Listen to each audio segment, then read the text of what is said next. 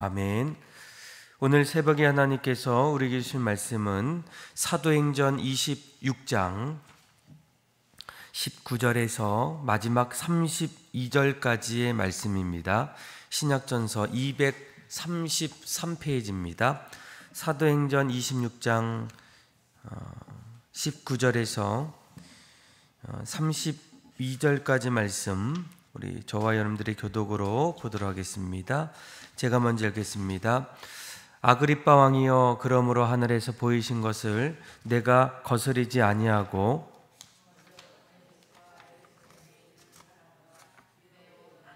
이방인에게까지 회개하고 하나님께로 돌아와서 회개에 합당한 일을 하라 전하므로, 유대인들이 성전에서 나를 잡아 죽이고자 하였으나 받아 내가 오늘까지 서서 높고 낮은 사람 앞에서 증언하는 것은 선지자들과 모세가 반드시 되리라고 말한 것밖에 없으니, 곧 그리스도가 고난을 받으실 것과 죽은 자 가운데서 먼저 다시 살아나사 이스라엘과 이방인들에게 빛을 전하시리라 함이니이다 하니라.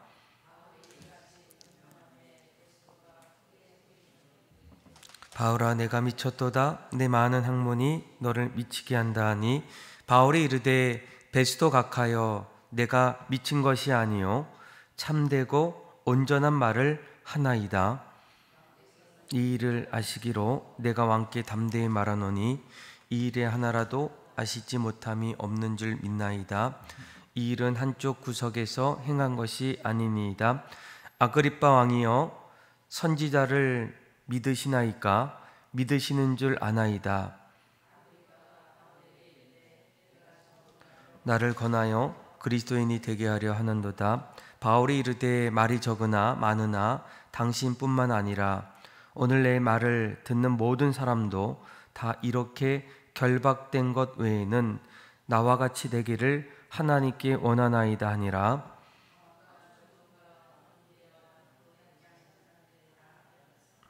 31절 그리고 32절 같이 읽겠습니다. 물러가 서로 말하되 이 사람은 사형이나 결박을 당할 만한 행위가 없다 하더라. 이 아그리빠가 베스도에게 이르되 이 사람이 만일 가이사에게 상소하지 아니하였더라면 석방될 수 있을 뻔하였다 하니라. 아멘. 여러분들은 인생을 지금까지 살아가면서 또 무언가에 몰두해 본 적이 있으십니까?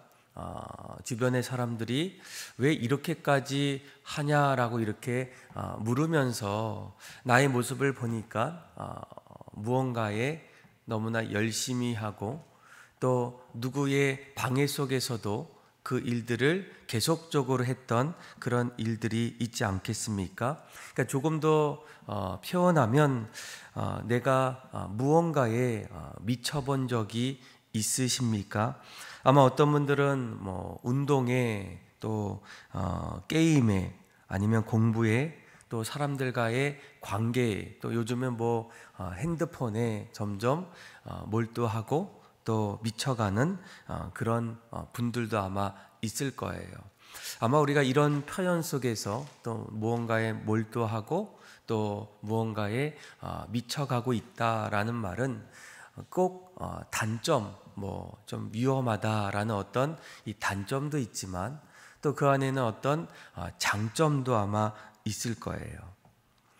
우리가 오늘 말씀을 보게 되면 이 사도 바울이 이제 복음 증거자의 삶, 또 어떤 상황 속에서도 늘 끝까지 자신의 삶의 자리에서 이 복음을 전하는 그 자리에 그의 삶을 어떻게 이해하고 또 어떻게 우리가 표현할 수 있을까? 그런데 오늘 우리가 읽었던 말씀을 보게 되면 이 사도 바울을 향해서 이렇게 표현하게 돼요. 우리 한번 24절 말씀 한번 같이 한번 읽어볼까요? 시작.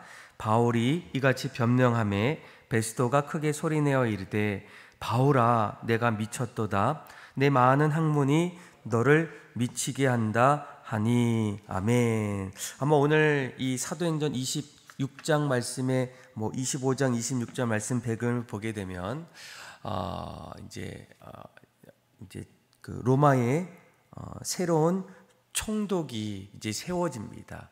베스도라는 그 사람인데, 이 총독이 세워졌을 때 당시 갈릴리 북동 지역을 다스렸던 이 아그리빠 왕이 그의 총독의 세워짐을 축하하기 위해서 찾아오게 돼요. 그런데 이 축하하는 그 자리에서 이 베스도가 무엇을 얘기하냐면 그것에 지금까지 있었던 한 가지 송사의 사건을 이야기합니다. 유대 사람들이 사도 바울을 이제 어렵게 하고 또 죽이려는 이런 일로 인해서 사도 바울이 이제 지금까지의 모든 어려움 속에서 소송을 걸게 돼요. 그래서 이 모든 이야기를 들었던 이 아그리빠 왕이 과연 이 사도 바울이 어떤 사람인가, 그가 왜 그런 일들이 일어날 수 있었을까, 이런 궁금증 속에서 아그리빠 왕이 사도 바울을 이제 보게 돼요. 오늘 본문을 보게 되면 사도 바울이 이런 자리에서 아그리빠 왕에게 무엇을 하게 됩니까? 복음을 증거하게 돼요. 그 모습을 보았던 아그리빠 왕이 사도 바울을 향해서 한마디로 얘기합니다. 너가 미쳤구나. 내 학문이 너를 미치게 하는구나 라고 이렇게 표현하게 됩니다. 더 쉽게 얘기하면 이 사도 바울은 무엇 때문에 이런 일들을 감당하고 있었을까? 바로 예수님 때문이라는 거예요.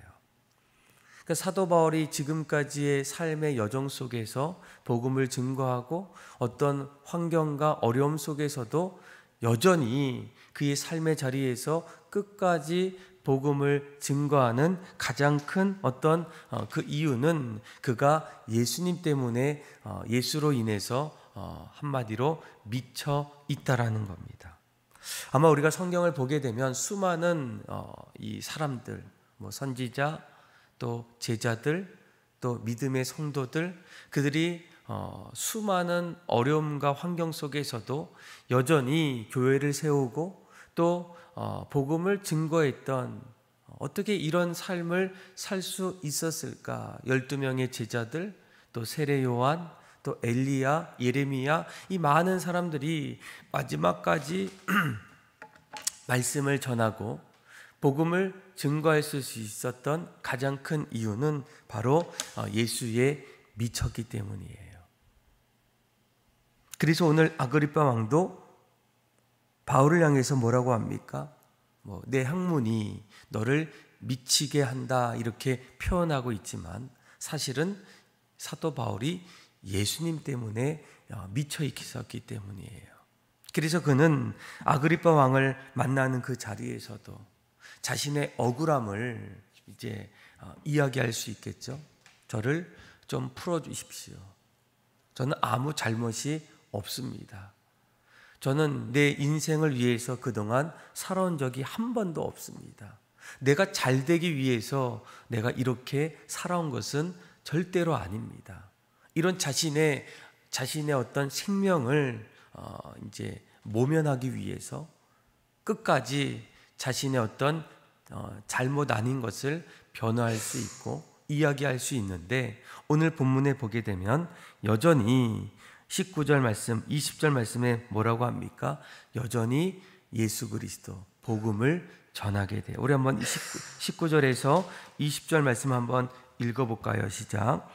아그리빠 왕이여, 그러므로 하늘에서 보이신 것을 내가 거스리지 아니하고 먼저 다메섹과 예루살렘에 있는 사람과 유대 온 땅과 이방인에게까지 회개하고 하나님께로 돌아와서 회개에 합당한 일을 하라 전함으로. 아멘.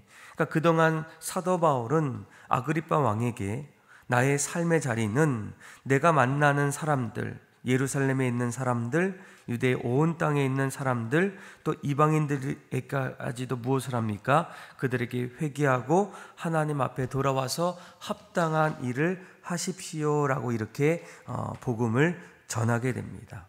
그런데 이러한 일을 할 때에 어떤 일이 일어납니까? 21절에 보게 되면 유대인들이 성전에서 나를 죽이고자 하게 된다는 거예요. 이러한 일이 있음에도 불구하고 여전히 오늘 본문에 나오는 사도 바울이 아그리빠 왕에게 뭐라고 합니까? 저는 절대로 잘못이 없어요. 저를 좀 풀어주십시오. 살려주십시오. 이렇게 변화하지 않고 오히려 그 자리에서 아그리빠 왕을 전하는 사도 바울의 복음 증거자의 삶을 우리가 보게 된다라는 거예요. 그래서 여러분 27절 말씀에 뭐라고 얘기합니까? 사도 바울이 아그리빠 왕이여 선지자를 믿으시나이까? 믿으시는 줄을 아나이다 라는 겁니다. 내가 전한 이 복음 믿기를 간절히 원한다라는 거예요. 이 말을 들었던 아그리빠가 뭐라고 합니까? 28절에 보니까 아그리빠가 바울에게 이르되 내가 적은 말로 나를 권하여 그리스도인이 되게 하려는 도다라는 겁니다. 충분히 이런 복음을 전할 때 이런 말을 들을 수밖에 없다라는 거예요. 당신이 나를 오늘날로 표현하면 뭡니까? 교회에 나오게 지금 이야기하는군요. 예수 믿게 지금 저에게 말씀하고 있군요 라는 겁니다. 이렇게 반문할 때 사도 바울이 뭐라고 얘기합니까? 그가 이렇게 간절히 말했던 가장 큰 이유는 무엇입니까? 29절 말씀에 보게 되면 바울이 이르되 말이 적으나 많으나 당신뿐만 아니라 오늘 내 말을 듣는 모든 사람도 다 이렇게 나처럼 결박한 것 외에는 나와 같이 하나님 안에서 하나님 우리에게 주시는 그 생명 속에서 예수 그리스도를 통해서 날마다 구원받기를 간절히 원한다라고 이렇게 사도 바울이 말하게 됩니다. 아마 사도 바울은 그의 삶의 여정 속에서 처음부터 다메섹 도상에서 예수를 만나고 난 이후에 그는 좋은 일이 있을 때에도 사람들을 만날 때에도 어려운 일이 있을 때에도 또 어떤 상황 속에서도 끝까지 무엇을 하게 됩니까? 누구를 만날 때에도 그의 삶의 자리에 있는 하나님 말씀, 복음을 전하고 또 신앙생활을 하기를 간절히 소망하고 있다라는 거예요. 어떻게 이런 일들이 가능할까? 무엇보다도 사도 바울이 예수에 미쳤기 때문이에요. 아마 인터넷에 보니까 어떤 목사님이 이제 시를 하나 썼는데 이런 제목의 시입니다. 미쳐야 예수 세상 오지라는 거예요. 제가 한번 읽어볼게요. 우리 예수에 미치자. 적당히 믿을 생각 버리고 세상 것에 미치지 말고 거룩한 것에 미쳐 예수님처럼 바울처럼 살아보자. 예수에 미치면 예수만 생각하고 예수만 말하지. 예수에 미치면 예수만 보이고 예수만 들리지. 예수에 미쳐야 진짜 그리스도인으로 살지. 우리 그런 미친 사람으로 이 세상을 살아보자. 미쳐야 예수 세상 오지. 우리 제대로 미쳐 예수의 피가 이 강산에 흐르게 하자. 한 사람이 미치면 온 세상도 달라지지. 우리 한번 제대로 미쳐보자. 그래야 우리 꿈꾸는 세상 살아보지. 그래야 우리 인생 성공이지. 예수도 미친 거야. 왜 우릴 사랑하는 거야? 라는 거예요. 여러분, 사도 바울이 어떻게 해서 예수에 미쳤을까? 여러분들은 예수님에 미쳐 있습니까? 여러분들의 마음속에 예수님이 내 삶의 중심이 되어 있습니까? 그런데 오늘 말씀을 보게 되면 사도 바울이 예수에 미쳐 있었던 가장 큰 이유가 있습니다. 그의 삶의 자리에 예수님이 자신의 주인이 될 수밖에 없는 가장 큰 이유가 있어요. 우리 한번 23절 말씀인데요. 우리 같이 한번 읽어볼까요? 시작. 곧 그리스도가 고난을 받으실 것과 죽은 자 가운데서 먼저 다시 살아나사 이스라엘과 이방인들에게 빛을 전하시라고 함이니이다 하니라. 아멘. 그러니까 사도 바울은 예수님이 어떤 분인지를 분명히 알고 있었기 때문이에요. 사람들은 결국 인생을 살다가 죽음을 맞이하게 돼요. 인생이 끝이구나. 더 이상 이 세상에서 인생은 점점 사라질 수밖에 없겠구나. 영원한 생명은 더 이상 사람들의 인생 속에 없겠구나라는 거예요. 그런데 사도 바울의 고백을 보게 되면 물론 예수님께서 고난을 받으십니다. 사람들에게 외면을 받으시고 결국 십자가에 죽으심을 받게 돼요. 그런데 우리가 분명한 것은 예수님은 죽은 자 가운데서 먼저 다시 살아나셨다라는 거예요. 죽음이 끝이 아니고 죽음 이후에 우리에게는 영원한 생명이 있음을 사도 바울은 고백하고 있다라는 거예요. 그래서 사도 바울의 고백 속에는 이 예수님의 부활을 뭐라고 얘기합니까? 잠자는 자들의 첫 열매가 되어 주셨다라는 거예요. 사망 권세를 깨뜨리시고 죽음에서 부활하셔서 우리에게 영원한 생명을 부어 주셨던 분이 바로 예수 그리스도라는 거예요. 아마 인간은 언젠가 이 세상을 살면서도 점점 이 세상 너머에 있는 영원한 삶의 모습을 기대하게 돼요. 언젠가부터 이 세상이 우리 인생의 종착지가 아니구나.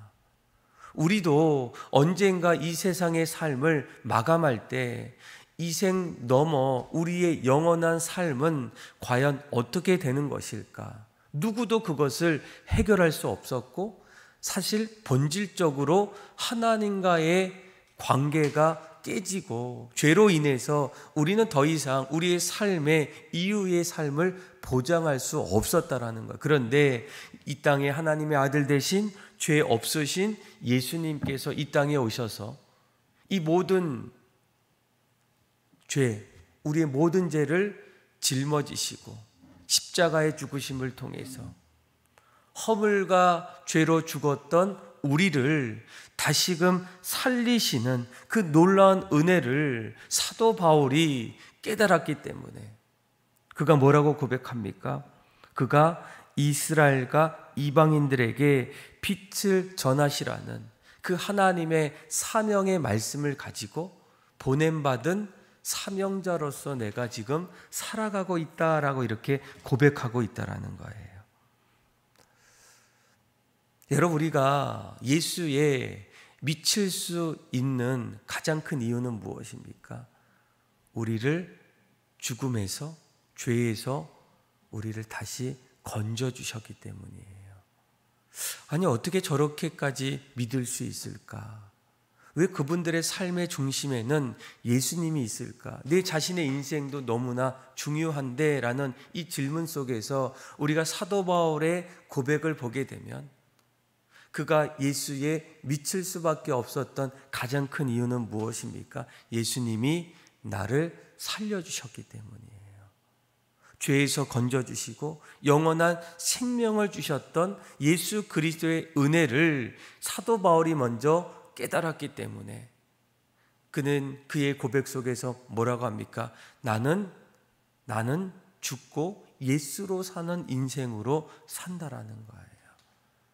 갈라디아서 2장 20절에 뭐라고 고백합니까? 내가 그리스도와 함께 십자가에 못 박혔나니 그러니 이제는 내가 사는 것이 아니라 내 안에 그리스도께서 사시는 것이라. 이제 내가 육체 가운데 사는 것은 나를 사랑하사 자기 육체를 십자가에 내어주신 예수 그리스도로 사는 삶을 살아간다라고 이렇게 사도 바울이 고백하고 있지 않겠습니까?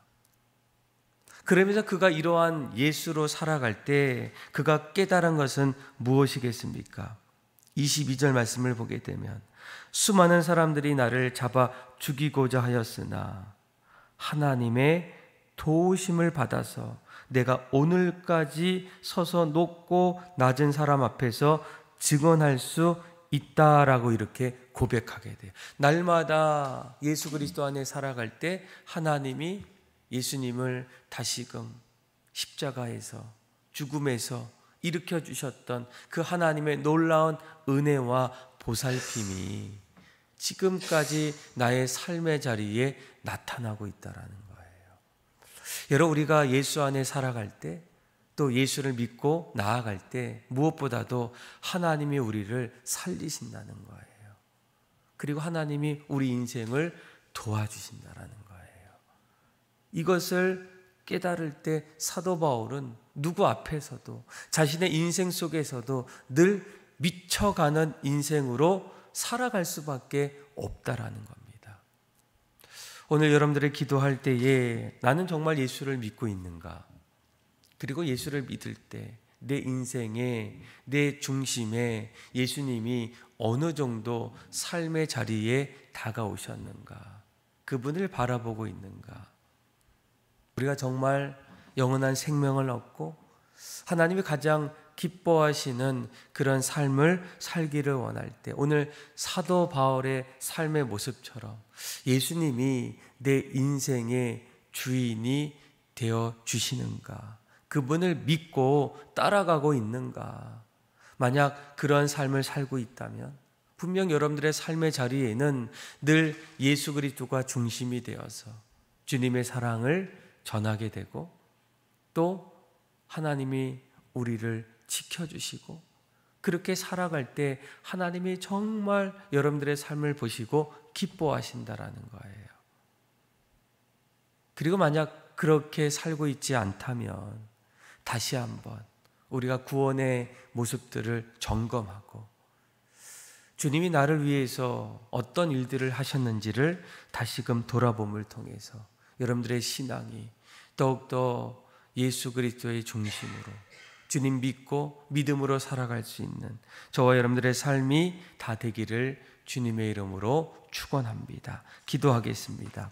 하나님 아버지, 감사합니다. 하나님께서 죄로 말미암아 죽어가는 우리를 예수 그리스도를 통해서 다시금 살리시고 구원받게 하여 주심을 감사를 드립니다.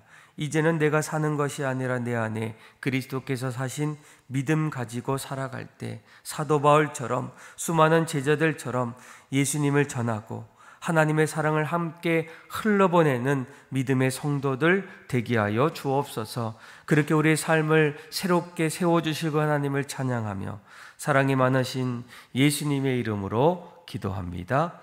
아멘. 찬송가